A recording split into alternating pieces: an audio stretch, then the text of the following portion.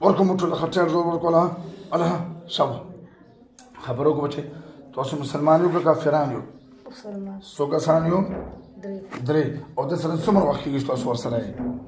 ډېر وخت کېږي څومره وخت کېږي یو 2 کاله کېږي 2 کاله چې تاسو دلته راغلي دله ولې راغلي ولې تکلیف ورکوئ دې ته څه وجه نه راغلي څه وجه شته ها او تاسو ډېره څه تکلیف ورکوئ دې ماشوم له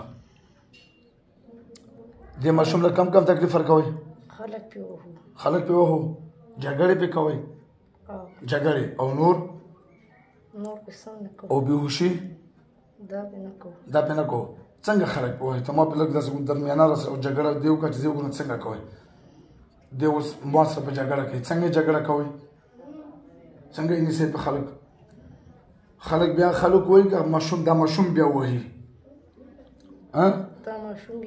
دا ماشوم وهي نو تاسو مسلمان نه یو تاسو هغه حدیث نه اورېدلی چې جګړه چې کاندي دا سخته ګناه لري نه ده اورېدلی او تاسو عمرونه څومره دي عمر څومره درې واړو څومره عمر هم دی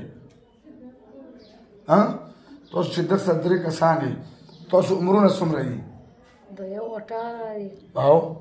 د بل 20 دی او د بل 22 دی ها او نومونه څه درې واړو نومونه څه دي تاسو نومونه څه دي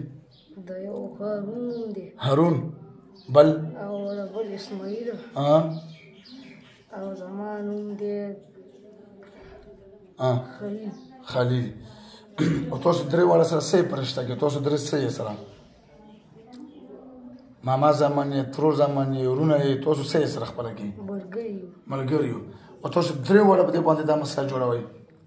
درې واړه سره په کور کې جګړې پې کوئ ته ګناه ده که نه ده دا بیا به د ګناه کار کوو څنګه داسې ماته زه درته ګناه کار نمبر شم یا به نه راځئ صحیح ده که نه وایو کلمه لا اله الا الله محمد رسول الله صلی الله علیه وسلم مونږ قسم خورو څو کسان خورئ درې واړه چې بیا به دې ماشوم ته نه راځي تاسو ما ته خپل کم نوم ښولی څه نوم و هارون اسماعیل خلیل تاسو نوم دی ستا زما خلیل وعده شوه او که چېرې دوکه مو کړو بیا هم دې باندې جګړې کړې وي بیا به مړ کوې ووایو کلمه لا اله الا الله محمد رسول صلی الله علیه وسلم مونږ قسم خورو الله په ذات باندې چې بیا به دا ماشوم مونږ نه تنګو مونږ درې واړه باجي صاحب څخه پاتې کېږو جګړې به پرې نه کوو که چېرې مې دوکه کړې وه بیا به دې نه سخته سزا راکوي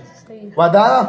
راکوه دې داسې خیال سره کو شبکه ولیکئ راسره چې بیا به داسې نه کوو صحیح شو واچو ګوتو را ګوت شبه ټیټ زور ساتي اوس یې درې واړه شبه ټیټ زور وکړه اوس یې زه د ماشوم سره اوس خبرې وکړم ټیټ زور ګوت خلاصوه مې ورکړه اشتراک اوس یې ورکړه چې ګوتې وځي ورکړه زور مه پرېږده زور سره زور سره ګوتې خلاصوله زور یو ځل زور وکړه چې ګوتې وځي بس درې واړه به وځي ته خو یو یې بدن کله ورکړه زور چې ګوتې وځي که نه مه واپس کوه زور وکړه چې ګوتې وځي ته به ته کلاو شې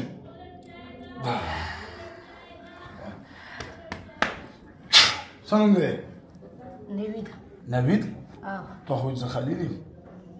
نوید زما نوم دی نوید دی پیریان درسته شته بس لاړو بدن صحیح شو دا ماشوم چې ګوره دی دغه باندې کور کې پیریان نه راځي اونې پیریانو نه دو ته شکایت وویل دا په کور کې واړه ماشومان ټولو سره جګړې کې غټ سړو ته ګروانو ته لاس اچوي نو دی دغه شک ته پاره راوستلو چې دا څه وجه چې بیا دې موږ پښتانه وکړو دا وایي چې موږ خو جګړه مګړه شی نه وکړې نو چې موږ په دې باندې شک شو چې چېرته جنات نه وي نو دغه باندې راوړو 3 جنات د جناتو خبیثو دا کار کولو بدن دې صحیح شو